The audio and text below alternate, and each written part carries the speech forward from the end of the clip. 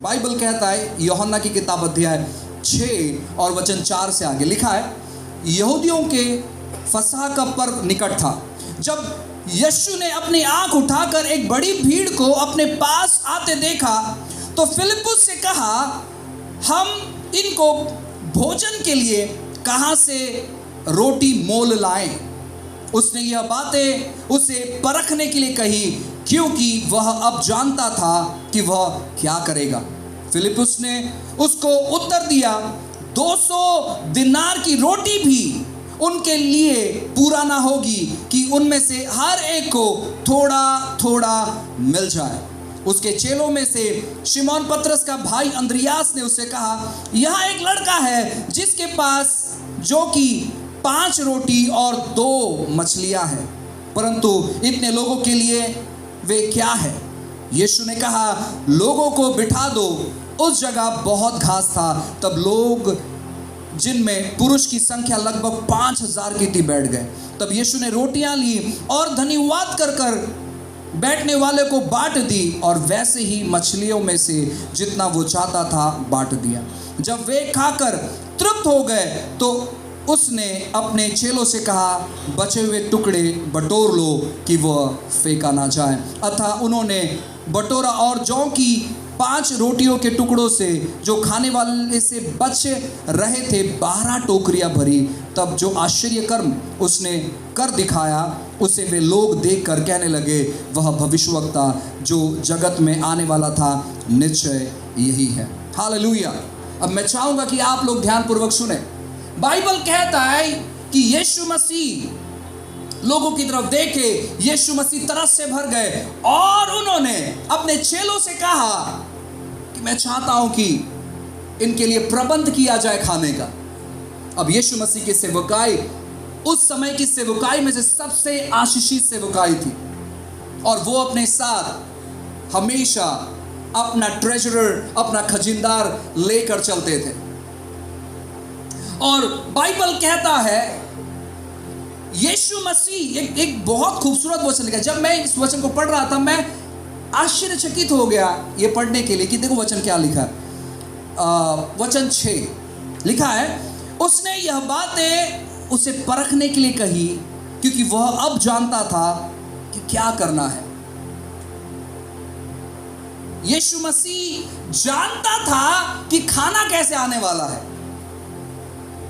यीशु मसीह जानता था कि वो क्या करेगा जिसके द्वारा ये 5000 पुरुष या पूरे भीड़ को जमा करेंगे तो 25 से 30 हजार लोग खाने वाले। यीशु सब जानता था, लेकिन बस परखने के लिए उससे कहा कि इंतजाम करो, इंतजाम करो। और यह फिलिप्पुस ये क्या कहता है मालूम है?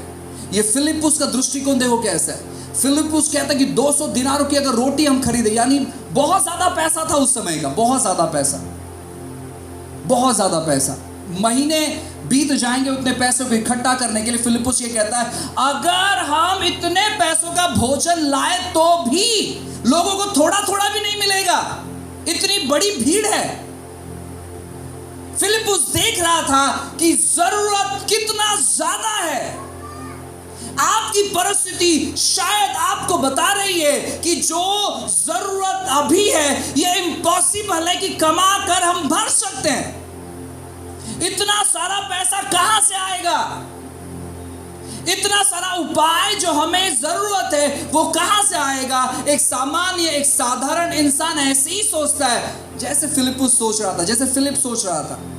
इतनी बड़ी जरूरत है प्रभु, अगर हम इतने पैसों का रोटी भी लाए तो भी थोड़ा थोड़ा भी अगर हम बांटेंगे तो सबको नहीं मिलेगा। इम्पॉसिबल है, असंभव है। किसके सामने बात कर रहा है मालूम है? जिसने पूरे सृष्टि को बनाया, जिसने सूर्य चंद्रमा को बनाया, उसके सामने यह बात कर रहा है कि प्रभु जरूरत बहुत ज्यादा है। उसका दूसरा चेला, बाइबल कहता है, और एक खूबसूरत वचन है, वचन 8 से ऐसा लिखा है, उसके चेलों में से शिमोन पतरस का भाई अंद्रियास ने उससे कहा, यह एक लड़का है जिसके पास जौ की 5 रोटियां और 2 मछलियां हैं, परंतु इतने लोगों के लिए वे क्या है। पतरस का भाई अंद्रियास। अपने पड़ोस वाले को हिलाकर कहो, पतरस का भाई अंद्रियास। सो बाइबल कहता है कि पतरस का भाई अंद्रियास वो क्या करता है मालूम है? वो यीशु को बताता है। यीशु कहता है, अगर आप इंग्लिश अनुवाद में पढ़ोगे, लिखा गया, वो यीशु को बताते हैं, वो यहां पर एक छोटा सा लड़का है जिसके पास जौ की 5 रोटियां हैं और 2 छोटी मच्छियां हैं। Small fish, small boy and small fish, थोड़ा सा भोजन है। फिलिपुस बात कर रहा है कि जरूरत कितना है, अंद्रियास बात कर रहा है कि हमारे पास कितना सा है। यही हम मसीह लोगों का दृष्टिकोण है। हमारी जरूरत कितना ज्यादा है और हमारे पास चंद रुपए पड़े हुए हैं। क्या होगा इससे? इससे तो कुछ भी नहीं हो सकता है, इम्पॉसिबल है। बाइबल कहता है, एक दिन एक विधवा महिला एलीशा के पास पहुंचती है और एलीशा से कहती है, एलीशा, मेरे पति ने बहुत सारा कर्जा लिया है, अब वो गुजर गए और हमारे पर बहुत सारा कर्जा हो गया, अब क्या करें बताओ। एलीशा पूछता है, तुम्हारे पास क्या है? आपको क्या लगता है 1 हंडा तेल मतलब 20 लीटर या 10 लीटर तेल था? नहीं, बहुत थोड़ा सा था उनके पास, बहुत थोड़ा। 200-250 ml, पाव लीटर या 300 ml या आधा लीटर, उतना ही तेल था उनके पास, उतना सा ही तेल था। और वो उस सेवक से पूछती, क्या करे? वो कहते, तुम्हारे पास क्या है? वो कहते, कुछ नहीं है, थोड़ा सा ही तेल बचा है, थोड़ा सा ही तेल है। वो तो इतना काफी है, इतना काफी है, इतना इनाफ है।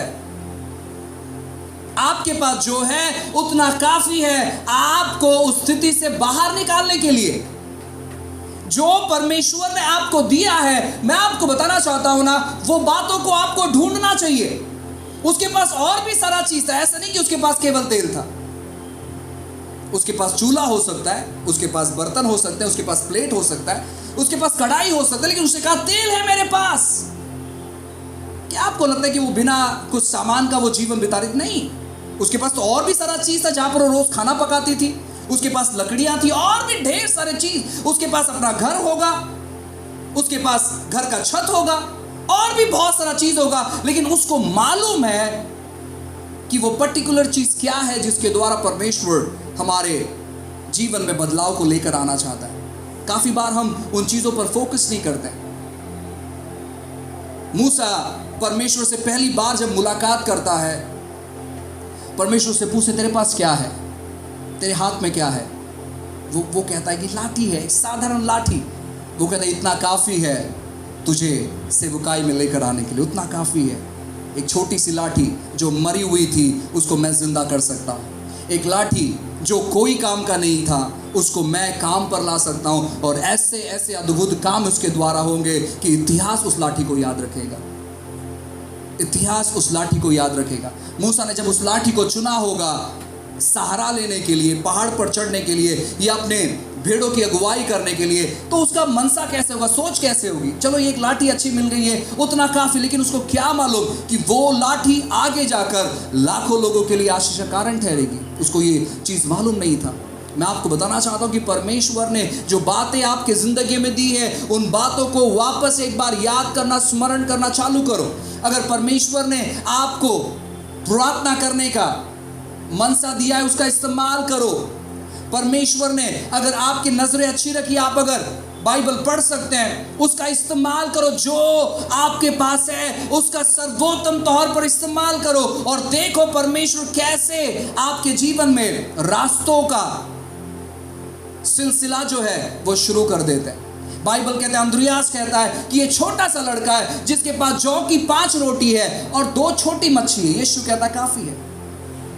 फिलिपुस कहता है जरूरत बहुत ज्यादा है। अंद्रियास कहता है सामग्री बहुत कम है, जरूरत ज्यादा है, हम लोग बहुत लिमिटेशन हमारे पास है, उतना काफी हो गया है। क्योंकि हम उस परमेश्वर की सेवा करते हैं जिसने सृष्टि को बनाया है, जिसके लिए कोई बात असंभव नहीं है, जिसके लिए कोई भी चीज़ असंभव नहीं है। ऐसे परमेश्वर की हम सेवा करते हैं, ऐसे परमेश्वर के शरणों में हम हैं, ऐसे परमेश्वर को हम मानते हैं, ऐसे परमेश्वर हमारा परमेश्वर बन चुका है जिसने पूरे सृष्टि को बनाया है। क्या वो हमारी स्थिति में बदलाव नहीं ला सकता? क्या वो हमारी स्थिति में परिवर्तन नहीं ला सकता? जब आप इन चीज़ों के बारे में सोचोगे कि कैसे परमेश्वर ने हजारों लाखों लोगों के जीवन में परिवर्तन लाया, आपको बहुत आसानी हो जाएगी अपने स्थिति से बाहर निकलने के लिए।